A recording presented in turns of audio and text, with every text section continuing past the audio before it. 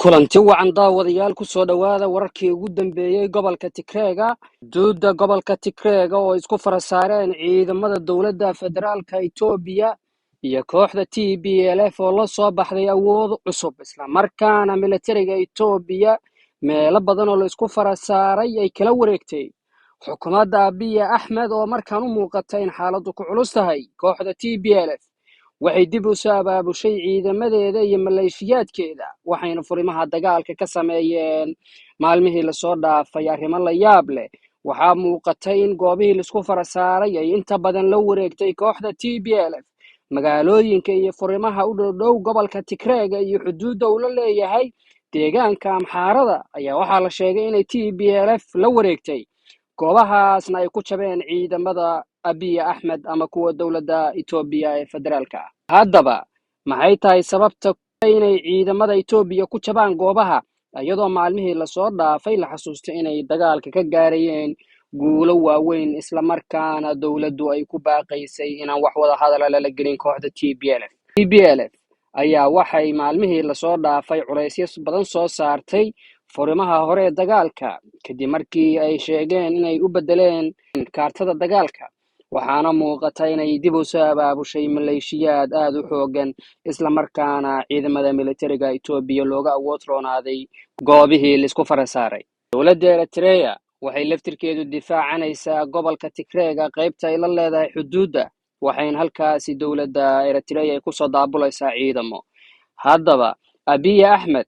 ayaa weli wuxuu u muuqdaa inuu dagaalka maalmihii la soo dhaafay uu raadinayo inuu ku gacan sareeyo maadaama TPLF ay u babacdigtay maadaama ayagoo halkaasi laga waday duqeyn xagga cirka ah diyaaradaha Turkigu siiyay iyo kuwa militariga Itoobiya ee F-15 ayaa duqeymaha ka qayb qaadanayay waxaana la sheegay in gobolka Tigreega ay ka geysteen duqeyn aad u baahsan walow kooxda TPLF ay sheegtay inay dagaalka guulo waaweyn ka gaartay isla markaana ay hore ugu sii siqi doonto tan iyo intay ka saarayso maleeshiyaadka ay sheegeen inuu Abiy Ahmed ku soo abulayo gobolka Tigreega waa sida uu sheegay afhayeen u hadla kooxda TPLF haddaba maleeshiyada TPLF ama kooxda TPLF ayaa waxay maalmihii la soo dhaafo oo dhan ka cabaadaysay duqeymaha xagga cirka ah oo diyaaradaha Turkiga weli ka sii wadaan gobolkaasi Tigreega iyadoo dawladda Itoobiya ay ilaa hadda u caaladahay sidii kooxdaasi looga adkaan lahaa walow dawladda Itoobiya ay sheegtay inay dhawaan qaban doonto doorasho markii ay sheegtay in kooxda TPLF ay ka awood roonaato isla markaana inta badan ay ka qabsato dalka intiisa badan walow kooxdu aysan ilaa hadda laga adkaanin dawladda Abiy Ahmed hogaamiyo ayaa waxaa la soo warinayaa inay ciidamada dagaalka kala baxday dhaawacyo iyo meydad badan isla markaana goobaha qaar ay kaga carareen baabuurta waaweyn ee qoryuhu saaran yihiin sida shilkayaasha beebayaasha iyo taangiyada waraalla ayaa ka mid ah waxay dawladda Itoobiya sheegtay inay halkaasi dagaalkii ka dhacay ay guulo ka gaartay kooxda TPLF ayaa soo bandhigtay hubka ay ka qabsatay dawladda Itoobiya wax cusub ayaa la sheegayaa in gobolkaasi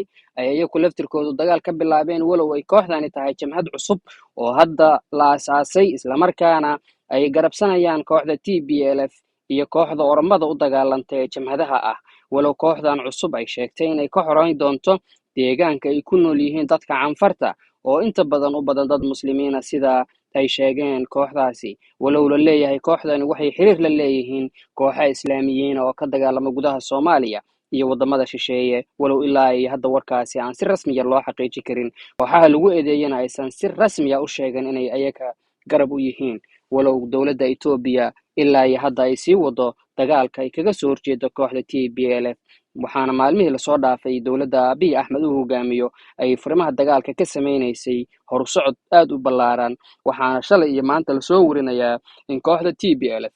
ay dagaalka ku awood sarreeyay saraakiisha arrimahaasi falanqeeya dagaalka ayaa sheegaya in kooxda TPLF ay dib u soo abaabushay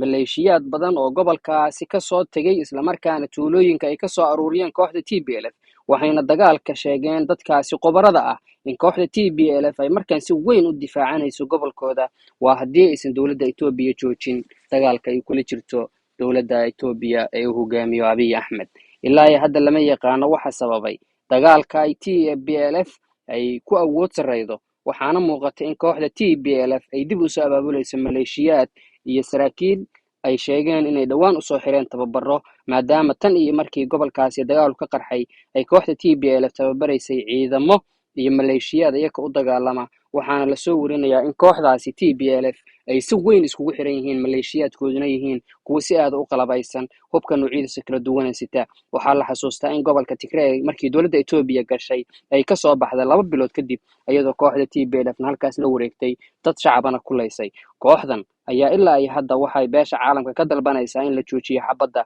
dowladda Abiy Ahmed uu hogaamiyo ayaa si cad u diiday inaysan wax wada hadal la geli doonin kooxda ilaa ay inta ay ka saarayaan deegaanadooda isla markaana waxay dowladdu dhankeeda sheegaysaa inaysan gelaynin gobolka Tigray walow dad meesha ku sugan oo la hadlay warbaahinta Reuters ay sheegeen in ciidamada militariga Itoobiya ay gudaha u galeen gobolka Tigray arrintaas oo beesha caalamka si weyn u soo jiidanaysa haddii militariga Itoobiya ay dhab noqoto inay dib u galeen gobolka Tigray tan iyo markii ay ka soo baxeen